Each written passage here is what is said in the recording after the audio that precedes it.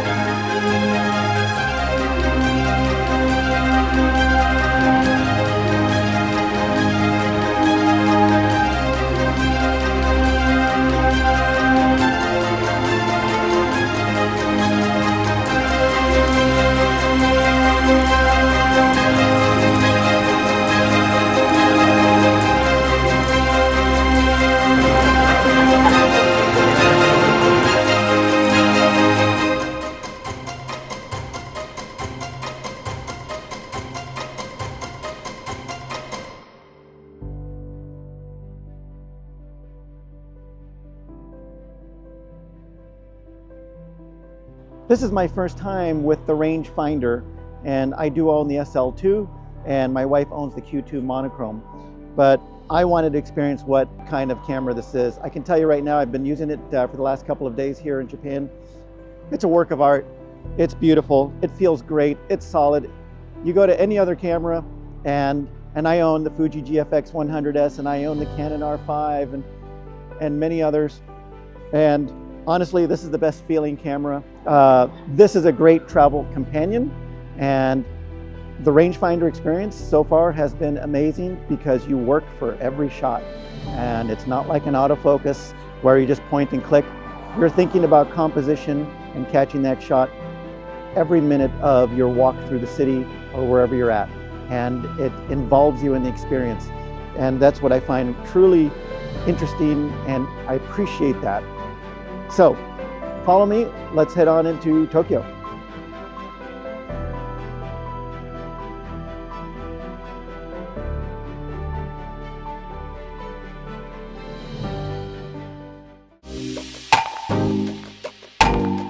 The lens and go to infinity focus, which is beyond 25 feet. And I can put it at f8. And now, I'm going to take the shot.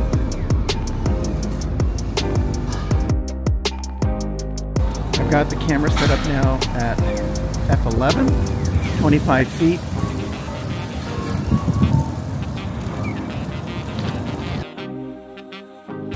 So one of the beautiful things about street photography is that it engages you with the environment. You're always looking for the shot.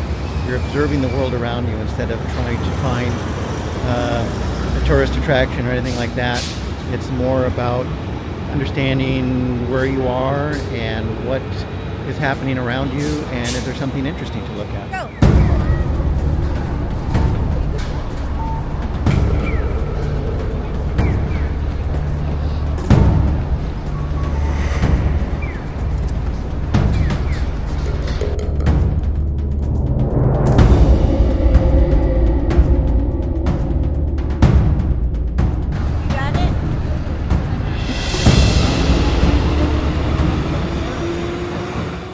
We are here at the Hie Shrine, relatively quiet part of Tokyo, and we're going to go take some photos in there.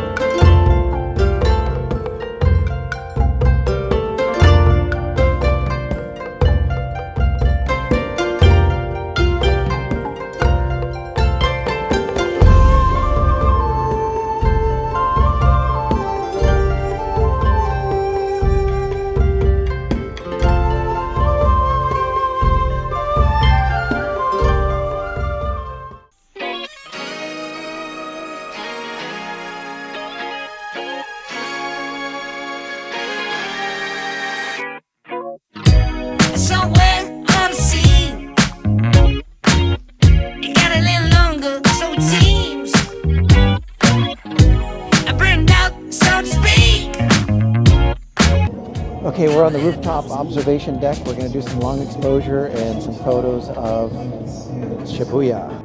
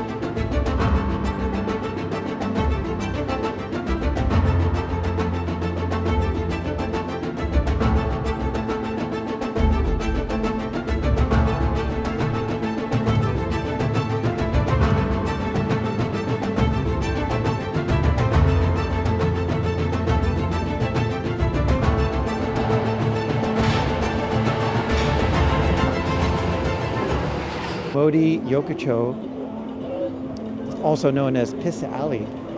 Let's go.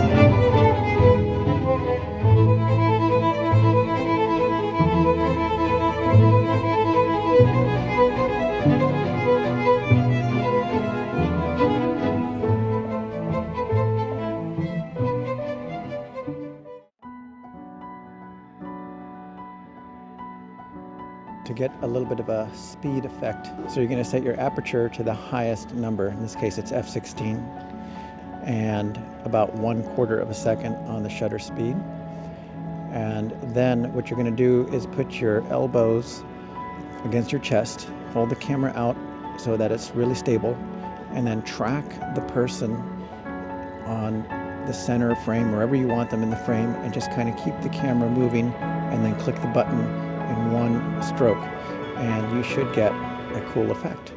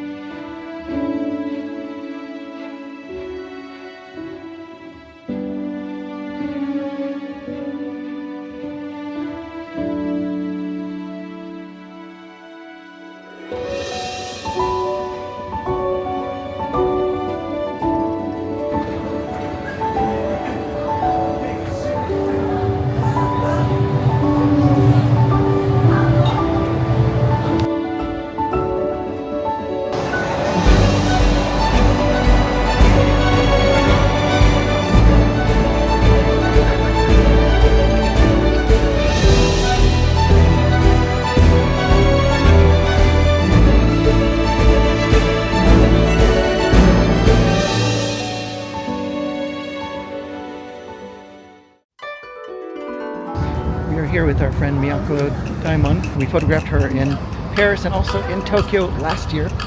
But this is the first time with the Leica. Get out, I'm using the A2 Profoto. And first time using the Leica M11 on this type of shoot. So I gotta be fast with the manual focus.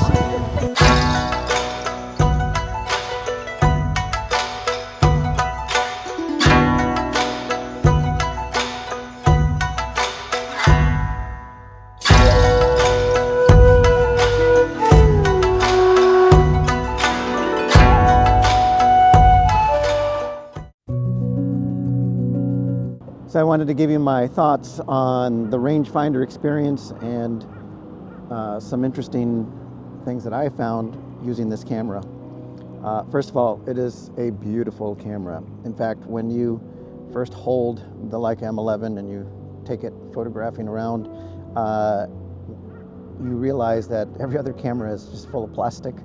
And although plastic has its benefits because it's light, this is fairly light and I didn't find it uncomfortable at all.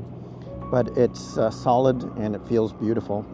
On top is the VisiFlex viewfinder, which was helpful really on the transitioning from rangefinder to the normal experience. I highly recommend you get one and use it until you become very proficient with using the rangefinder window. What is range finding and zone focusing? And I found that to be the biggest challenge. It was a fun challenge. And it's great for street photography, and you can use it pretty much in everything. Essentially, this camera is a work of art, bringing you back to the basics, yet technologically advanced. If a lot of viewers to this channel, if you're new to this channel, you'll know that it's an aviation and photography channel. So for an aviation analogy, this is like flying a P-51 Mustang. Although I've never flown a P-51 Mustang. It's beautiful, it's powerful, it's a work of art, but you have to hand fly it. And in this case, I would say the Leica M11 is the same thing. It is not a point and click sort of camera that has, you know, artificial intelligence for autofocus and 120 frames per second and all those things that seem to be the latest and greatest. This is a camera that consciously makes you slow down and compose the shot. So let me explain briefly for those of you who haven't had the rangefinder experience. I previously went online to research how to do it. I did visit the Leica store in Paris a few months ago, and I was very, at first drawn away from it, and then it starts to grow on you, and then I found myself wanting to have that range-finding experience. So the way it works, and the zone focusing, and there are lots of great videos on YouTube on this, but essentially you choose your aperture that you want to shoot at. So a lot of street photographers will maybe go between 4 and 5.6 or f8. I would suggest maybe starting at f11. And this way you are much more likely to get your shot.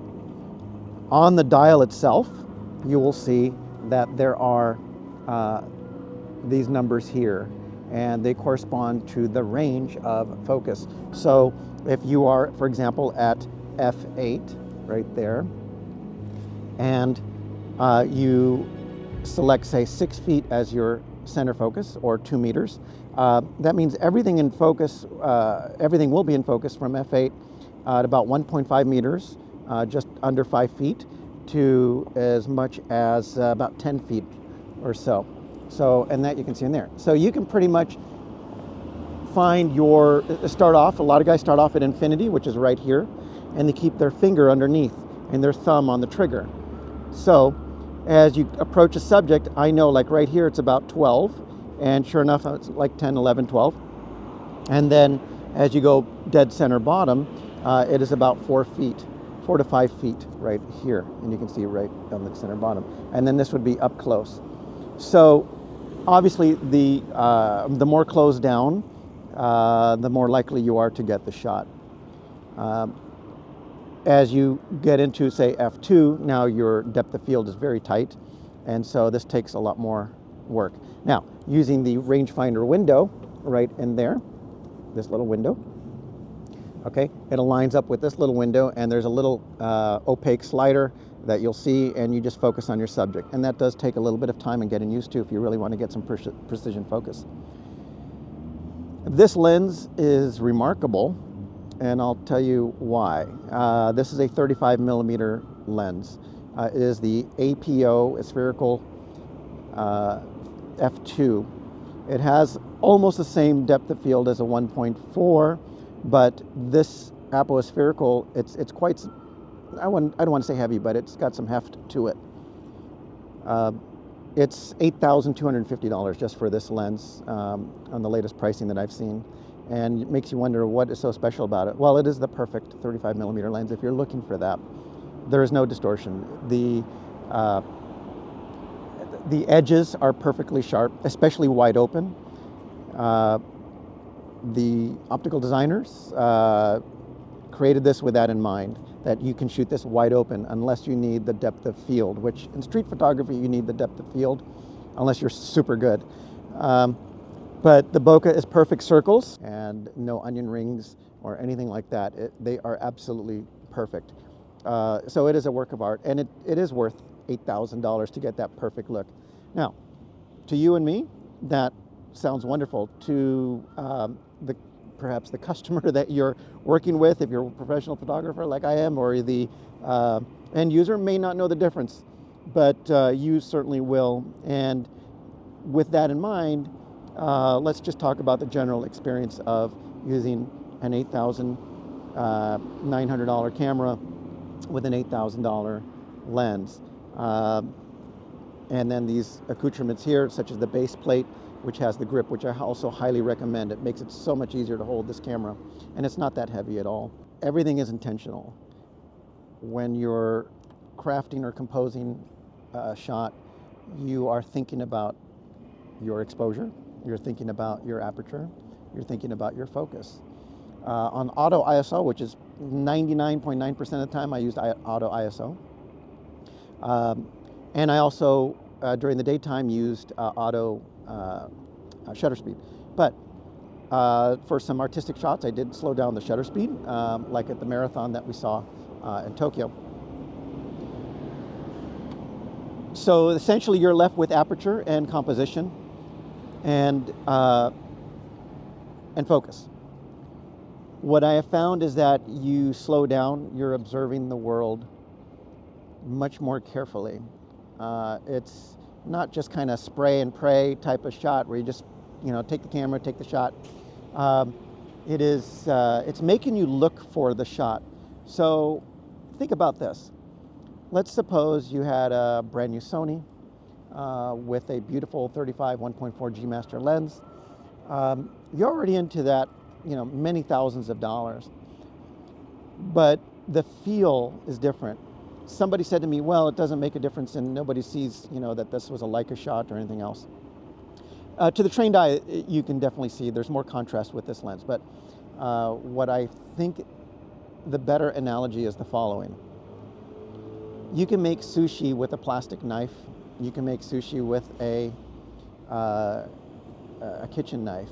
But if somebody hands you a sushi knife that was handcrafted back in the 17th century, you start to embody what it is to be a craftsman. And I think your sushi will taste better using a knife that has been around since the 17th century and used by the world's greatest sushi chefs. There's something to that. It is psychological, we all know that. But it makes you think about doing things a little bit more carefully, becoming an artist with your camera or the tools that you use. I think that's where the magic happens. Do I recommend going out and spending $18,000 on this camera? If you have the money, go for it. Life is short, enjoy it. Enjoy the money, enjoy what the money can bring you. If your budget's a little tighter, or you have some other equipment, or you want to spend the money on, say, a really awesome vacation like we did here in Tokyo, rent it. And there's a link in the description that you can get $25 off your rental for this from Lens Rental. And this video is being sponsored by lensrental.com. They did provide me this camera for this experience. As a professional photographer, I own the SL2 Leica. My wife owns that one. She also owns the Q2 monochrome. I own the GFX 100S, the Canon R5, and a whole myriad of lenses. Those are my work cameras. This is my art camera. I've worked with the Hasselblad. My son has the Hasselblad X2D, gorgeous camera, love that camera. It's a different experience altogether, but for travel, for street, for discreetness, and for creativity, I think there's a lot of charm to using a camera like this. And I hope you enjoyed watching our video here, and please subscribe and like, and we'll see you on the next trip. 35mm lens on the Planet, and I'm shooting the Q2 monochrome. which is a Leica also, right? Yes. Okay.